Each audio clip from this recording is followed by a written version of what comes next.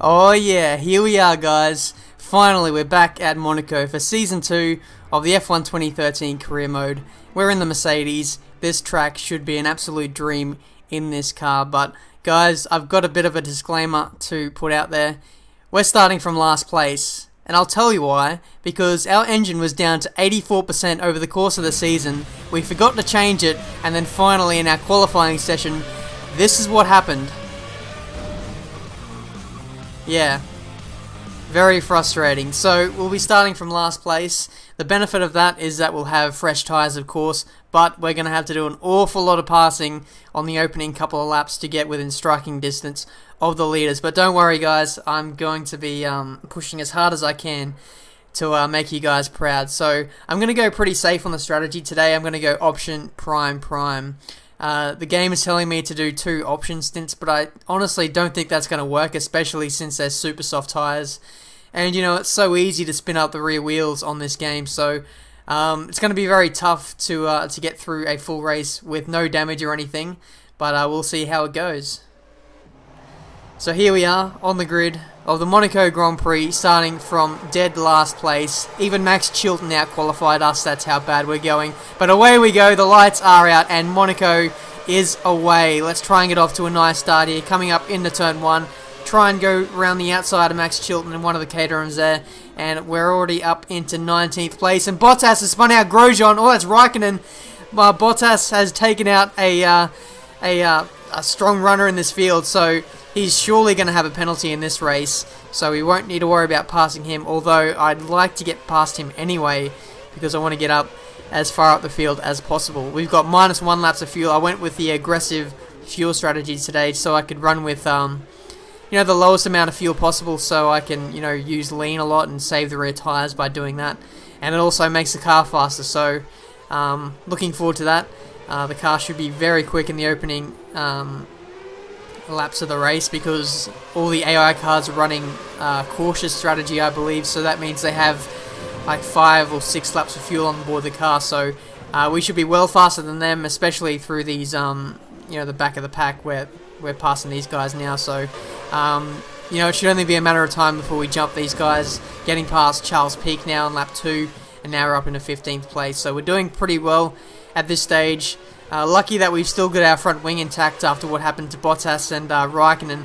But yeah, now we're trying to get past Pastor Maldonado, who is now a Lotus driver in 2014. He smashes the wall there, but doesn't lose any of his end plate for some reason, so we'll snatch up his position fairly easily with a nice exit out of the final corner. So now we're moving up to 14th place, and Esteban Gutierrez in the Sauber is right in front of us, and he's clouded the wall too, so these AI cars are very prone to mistakes in the opening laps of this race. And again, Gutierrez smashes that outside wall, and somehow his front wing is intact, but it looks like he might have got squeezed up there a little bit too much, and he lost a little bit of his end plate. So, sorry Gutierrez, I just tried to leave you enough room there, but obviously it wasn't enough. So, now lap 6, we're going up the inside of Paul di Resta, and that is P12 for the taking. So I can't really keep up with all these overtakes. They're just happening in such a quick flurry of clips. So now we're getting past Ricciardo, and that puts us up into the points now. Just 8 laps into this race, we've gone from last up into 10th. So now lap 13, we've caught up to the back of Grosjean after putting in some nice laps.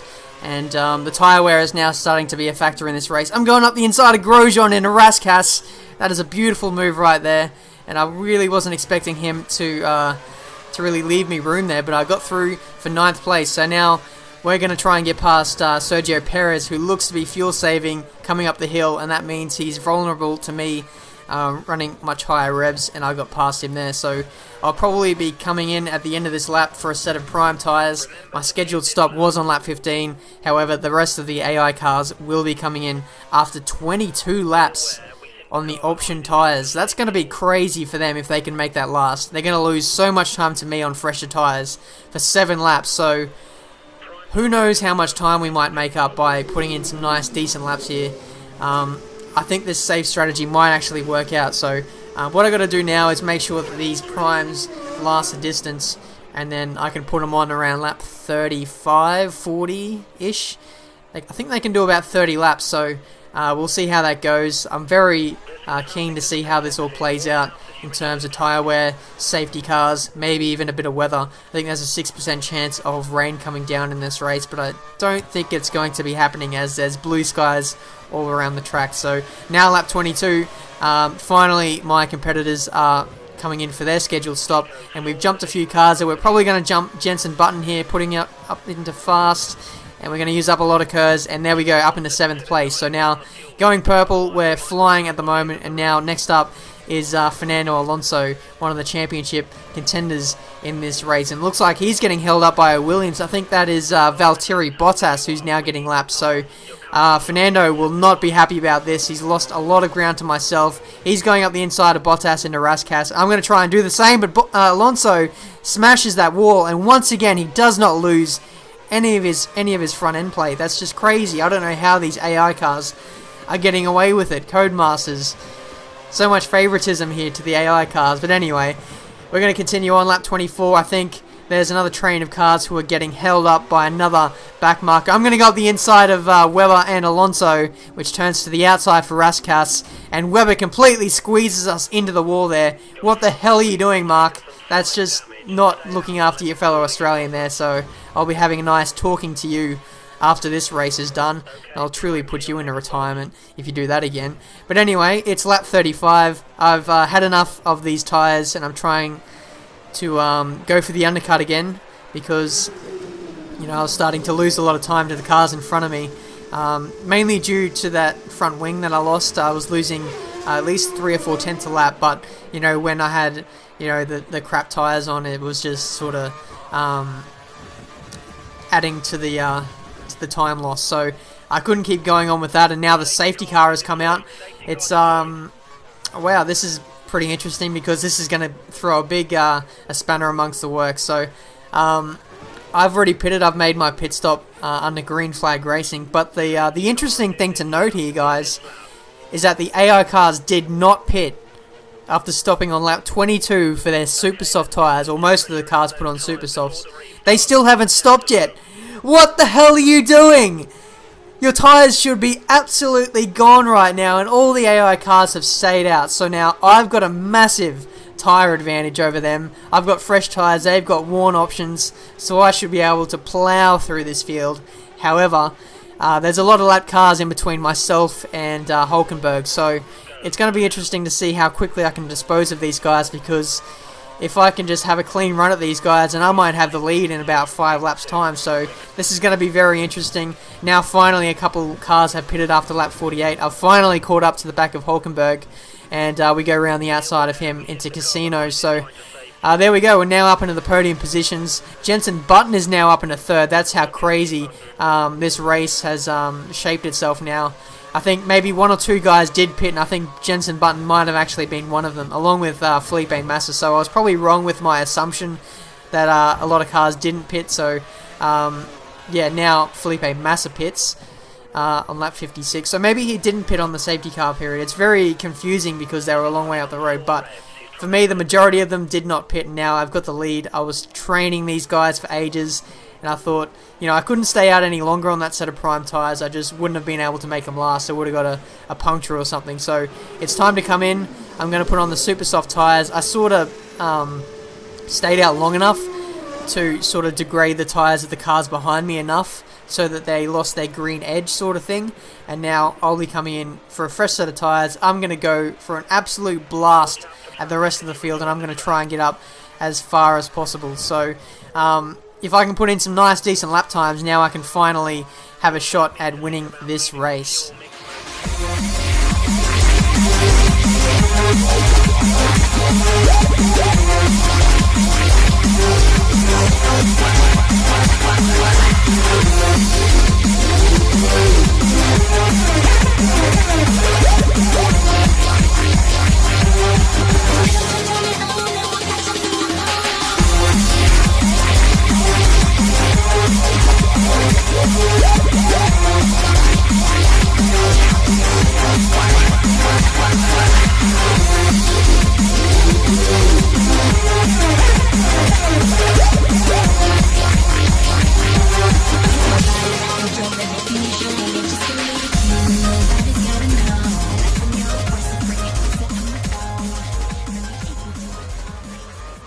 Alright guys, so here we are on the final lap. Unfortunately, we weren't quick enough to catch Sebastian Vettel and Felipe Massa, who seemed to be in a bit of a class of their own today in terms of tyre wear. They were just too quick for me to catch them, and now it looks like we're coming up to the back of Adrian Sutil, who's not having a good race himself. But it looks like now the rain is actually starting to fall. However, it's not going to have any effect because it's the last lap, and you know it's not going to start monsooning in the last 30 seconds, is it? So looks like we'll be settling for position 3 in this race. To be honest, if you asked me at the start of the race if I'd accept a 3rd position finish, I'd grab it with both hands, because you know in the last couple of rounds, you guys know I've had some pretty average results, and to finally get away with a podium, you know, is a good result for the team and myself. So I'll be looking to build this momentum onwards and upwards towards the rest of the season. We should be well quicker throughout the rest of the season, as you know the second half of the season really suits my driving style and whatnot. So coming around the final corner, Sebastian Vettel takes out this race win, but crucially we get a nice solid 3rd place.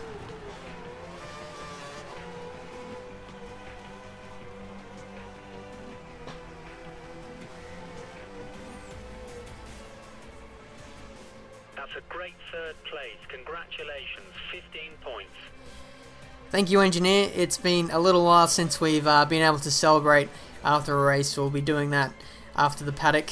And there we go. Sebastian Vettel takes out this race win from Felipe Massa, who was looking very quick in the early stages of this race. He led many laps.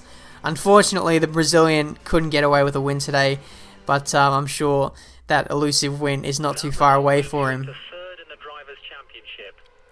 Yep, we're now 3rd in the driver's standings. We overtook Mark Webber this round, so good to see we're moving up and onwards in this championship. Still a long way to go though. You know, there's still plenty of fight left in this Mercedes. So hopefully this trend of podiums continues into the rest of the season. We've got a lot of work to do to catch Red Bull and Sebastian Vettel in both the teams and drivers championships. So I'm looking forward to the challenge. I hope you guys have enjoyed this episode of Career Mode for the Monaco Grand Prix. However, until my next video guys, I'll see you then.